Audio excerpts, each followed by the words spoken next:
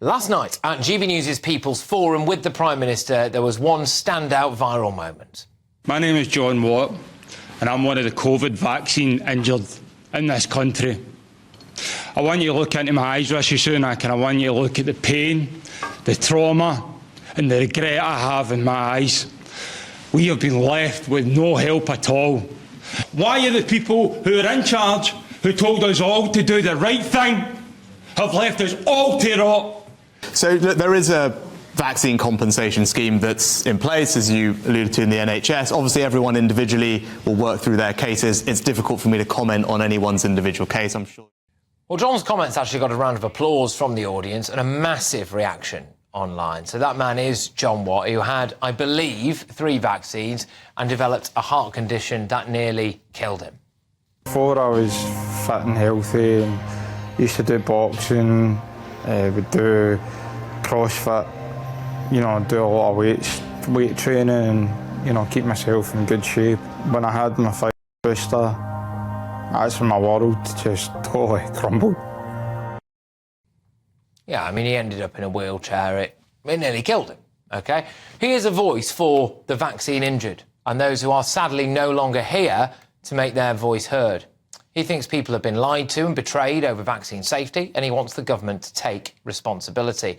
I'm very pleased to say that he joins us now to tell us his story. John, thank you very much. I know we've spoken a couple of times today and it's taken it out of you, especially considering your condition. Could you just explain to our viewers and listeners exactly what went on with you then in terms of the vaccine, please? Man, I'd be here all night if I was to tell you what's happened to me, but just like you said, I was bedridden for 14 months in a wheelchair. I had numerous conditions, POTS, postural orthostatic tachycardia syndrome, stomach issues, I've got neurological issues now, so people might have seen me moving back and forth in the video and they think, you know, that unfortunately that's my problem now. When I stand up, I feel like I'm dizzy and I'm off balance. So if you see me moving about or anything like that, unfortunately, it's how I cope with things now.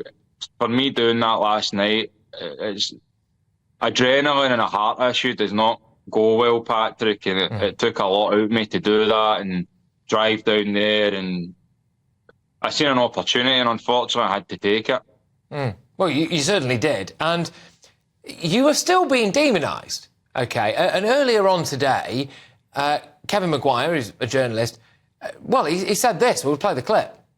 I think you would, but did you watch the bit where some anti-vaxxer went on and on and on? That's Sunak, I think the two of them, I think. Why would Keir Starmer subject himself to that? Yeah, John, I mean, how does that make you feel being called an anti-vaxxer? First of all, who is that guy? I don't know who he is, but anyway, what is an anti-vaxxer, Patrick? Can somebody tell me? Can somebody elaborate what an anti-vaxxer is? Because I took 3 of them, mate. I took 3 of these vaccines, so does that man have any idea how stupid he sounds at this point in time by saying that? It's, you know, this is the terminology, the language people are using just now, saying anti-vax and all this nonsense. To be completely honest with you, the narrative is safe and effective, in my opinion, is no longer. Because, to be honest with you, Patrick, I ask anyone, and I call out anybody in this matter, someone show me the data to show that this saved one single life. I'm asking anybody, because since the rollout, there has been a massive increase in people dying. And one of the reasons I spoke out, Patrick, is because I'm not going to be a died suddenly statistic. And that's the honest answer. And these debates and everything need to be spoke about, and the vaccine injured and bereaved need to be heard. And I just can't believe that that's where we're at. You know, to call me a anti-vaxxer, honestly, I don't want to use the wrong language here, you know, but...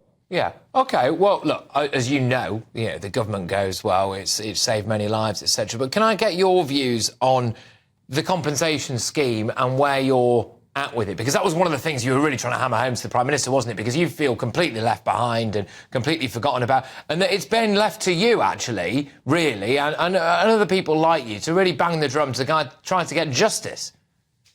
Yeah, I mean, where I'm at with it, I've recently just got my doctor's notes. It's taken about 6 months to get those doctor's notes.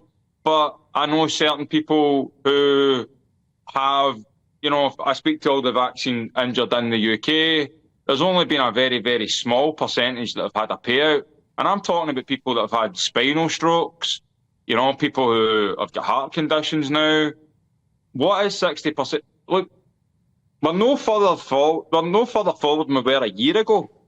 We're in the exact same position where we were a year ago, Patrick, and it's ridiculous. And when I stood in front of him yesterday and I told him to look me in the eye, you know, Rishi Sunak, you've now been notified that we exist. It's not the first time, mate. And see, to be honest with you, this goes to all the politicians, because this is a political issue. This is a message to you all, because the longer you bury your head in the sand, this isn't gone away. You want to talk about the post office scandal? This is bigger. This is global. It's getting bigger and bigger. You know, it's getting worse. And to be honest with you, you can't run away from it any longer. Yes, all right. Look, meanwhile, the Department for Health and Social Care has previously said more than 144 million COVID vaccines have been given in England, which has helped the country to live with COVID and save thousands of lives. All vaccines being used in the UK have undergone robust clinical trials and have met the Medicines and Health Products Regulatory Agency's strict standards of safety, effectiveness and quality. We reached out to the NHS Business Services Authority for comment, but are yet to get a response. However, previously, they have said, we are continuing to work with healthcare providers to assess the remaining records as a priority and to highlight that any delay in receiving medical records impacts the progress of vaccine damage payment scheme claims to the independent medical assessment stage. Right, OK. Let's get the thoughts of my panel. GBNews presenter Anna Aquia, Conservative MP for Stoke-on-Trent North, Jonathan Gullis, and author and broadcaster Amy Nicole Turner. Jonathan, look, I've got to ask you, why is your government so slow to give these people payouts then? Look, I think John gave a very moving account, and I'm very sorry to hear the situation that he's found himself in. Look, I was one of those who proudly promoted the vaccine because ultimately we were told by the scientists that this was going to help stopping the spread and ultimately build our resilience to the fact that if we did catch COVID, that it would prevent people ending up in hospital. I think that was entirely the right thing to do. And as you heard, that 144 million of those have gone out to date. But I don't deny the fact that there's huge frustration. I think John was fair in pointing out that with the post office scandal and the payment scheme that's meant to be happening there, that clearly bureaucracy is getting in the way. I'm more than happy to sit down with people like John to hear firsthand about why payments aren't happening quick enough, because ultimately it's about up to £120,000 that people are entitled to. If they're entitled to it, they should be getting it. I mean, people like John are demonised. They're called anti-vaxxers, which is ridiculous because they're three of the things for a start. So he's obviously not an anti-vaxxer. Yeah.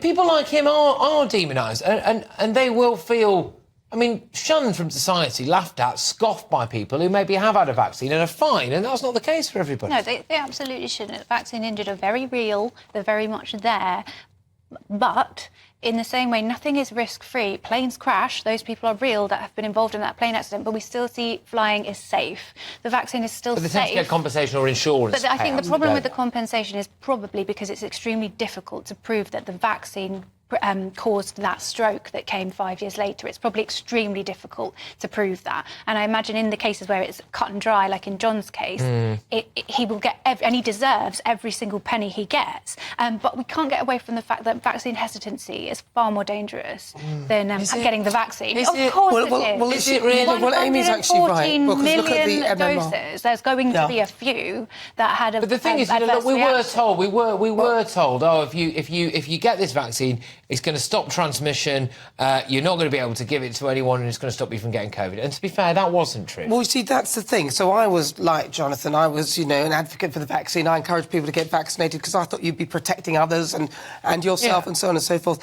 And I do feel a bit duped at that point because I was helping the government out and everything else like that. And the reason I feel duped isn't because I know, obviously, terribly and tragically some people died and some people got injured.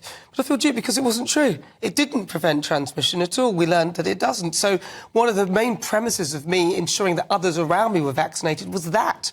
And seeing as that didn't turn out to be true, it kind of irritated me a little bit. But I do admit vaccines are good, but you just have to, Look, Patrick, these type of topics are the things that the COVID inquiry should be focusing on. And sadly, at the start, we've focused on personalities, but actually, I'm far more interested in understanding the science and the decisions behind that science. OK, all right. All of you, thank you very much. And thank you to John as well for coming on there and getting his story out there.